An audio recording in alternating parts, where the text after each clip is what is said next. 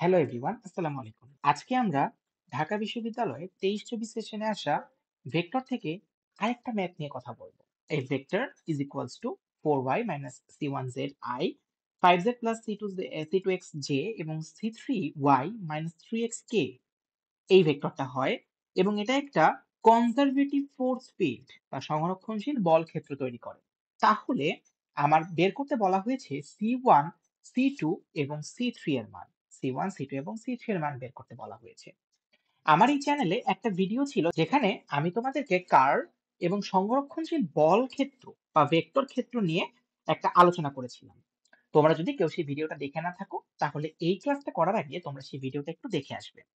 এইবার আমরা সেখানে বলেছিলাম যে যদি কোনো একটা ভেক্টর ক্ষেত্র আবার পরিবর্তন হয়, যদি কোনো একটা ভেক্টর ক্ষেত্র পরিবর্তন হয়, তাহলে আমার এখানে কথা হবে যে সেই ভেক্টর ক্ষেত্রটা কি আমার সংরক্ষণশীল ভাবে পরিবর্তন হচ্ছে নাকি অসংরক্ষণশীল ভাবে পরিবর্তন হচ্ছে, অথবা আরেকটা পয়েন্ট ছিল যে সেটা কি ঘূর্ণনশীল ভাবে পরিবর্তন হচ্ছে নাকি অঘূর্ণনশীল ভাবে পরিবর্তন হচ্ছে।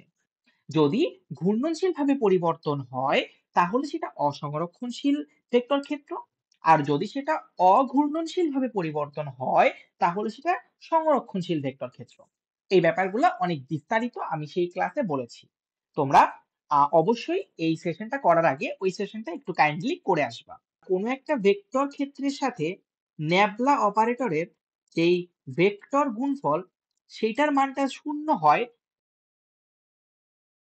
তাহলে কিন্তু ভেক্টর ক্ষেত্রটা আমার ছিল অঘূর্ণনশীল এবং সংরক্ষণশীল, যদি ইকুয়ালস টু জিরো হয়।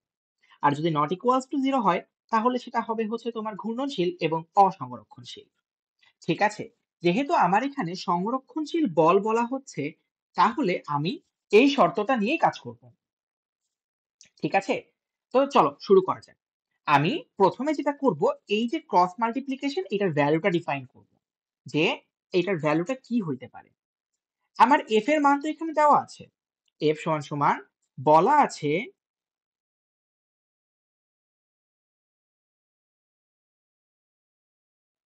একই সাথে আমরা কিন্তু ন্যাবলার মানটাও জানি। এবার যদি আমি ক্রস মাল্টিপ্লিকেশন লিখতে চাই তাহলে আমার জিনিসটা অনেকটা হবে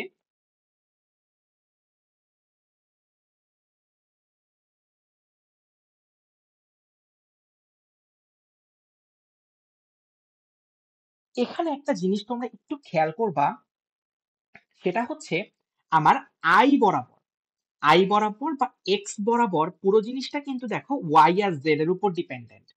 আই বরাবর পুরো জিনিসটা হচ্ছে ওয়াই আর জেড এর উপর ডিপেন্ডেন্ট। সেম ভাবে এটা কিন্তু জেড আর এক্স এর উপর ডিপেন্ডেন্ট, ওয়াই বরাবরেরটা, আর জেড বরাবরটা হচ্ছে এক্স আর ওয়াই এর উপর ডিপেন্ডেন্ট। এই জিনিসটা দিয়ে আমরা কিছু একটা করতে পারি।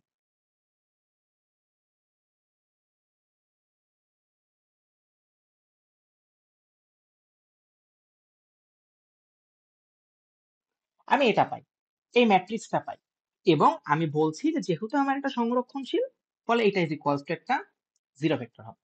এটা ইজ ইকুয়ালস টু একটা জিরো ভেক্টর হবে। ঠিক আছে, এখন এই জিনিসটা আমি হচ্ছে ক্যালকুলেশন করে বের করে ফেলবো যে কি আসে আমার আসলে। চলো ক্যালকুলেশন করা যাক। আমার সুবিধার্থে আমি এইটা এখানে আবার সুন্দর করে হচ্ছে টাইপ করে রেখেছি, এবং আমরা যেটা ধরে নিয়েছি এইটা সমান সমান হচ্ছে নাল ভেক্টর হইতে হবে, তাই না? এটা সমান সমান একটা নাল ভেক্টর হবে। তাহলে এটার ভ্যালুটা যদি আমরা ডিফাইন করি এখানে,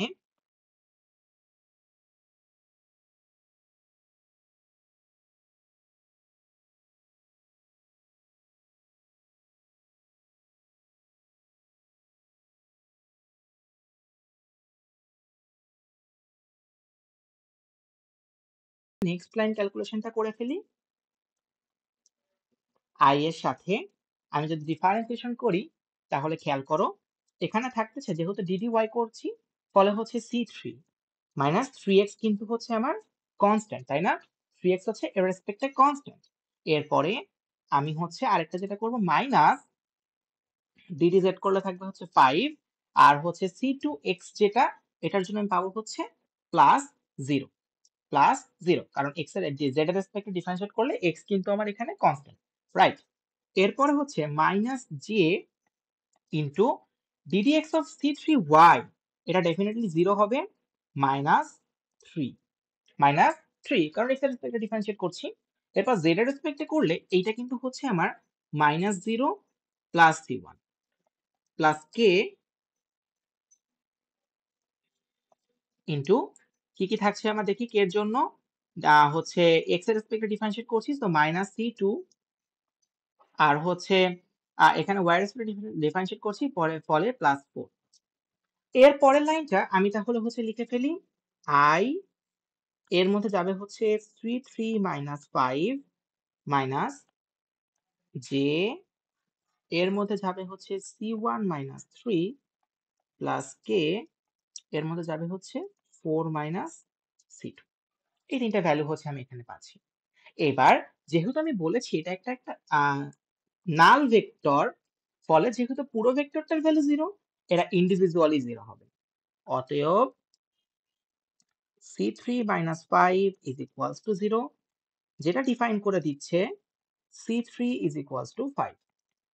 একইভাবে c1 minus 3 is equals to 0, যেটা ডিফাইন করে দিচ্ছে c1 is equals to 3। এবং 4 minus c2 is equals to 0, যেটা ডিফাইন করে দিচ্ছে c2 is equals to 4। তাহলে অতএব c1 c2 c3 is equals to আমরা পাচ্ছি 3 4 5। আশা করি তোমরা সবাই সমাধানটা বুঝতে পেরেছো।